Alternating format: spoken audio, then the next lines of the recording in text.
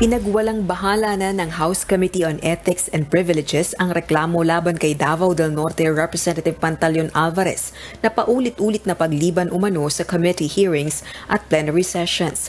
Ito ay matapos pumalya ang kampo ng complainant o mga nagreklamo na maglabas ng ebidensya kaugnay nito. Isa ito sa mga naging desisyon ng House panel sa ginawang pagdinig sa ethics complaint. Dumalo si Congressman Alvarez sa pagdinig, subalit hindi na ito humarap sa media. For the continuous absences, the members resolved today that we able to dismiss that just because lack of evidence. Kasi yung ebidensya lang naman nila doon is the statement of one of the colleagues here na nanawagan na mag-duty siya dito sa Congress. And then there is no specific or very concrete documents on how many absences.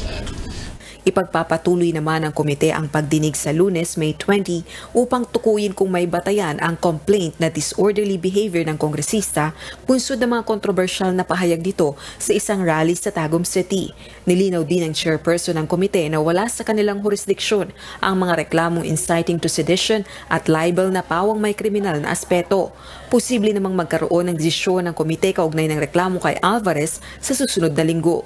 But then, this committee agreed, kung makaya, kasi sinidate na tayo by Thursday, so wala na kaming session until July, sa SUNA, before the SUNA. So we are looking na kung makaya, so we will work to have our committee reports before mag-break ang Congress. We're still looking for other evidences that will be presented by the complainants, So, by Monday, binigyan namin ng pagkakataon until Tuesday to really be able to wrap up the investigation. Subalit kung si Tagum City Mayor Uy naman ang tatanungin, dapat mapatalasik sa Kamara si Congressman Alvarez, lalo na't hindi anya karapat-dapat ang asal nito sa isang public official. Marami siyang pinagsasabi na to me and becoming a public official.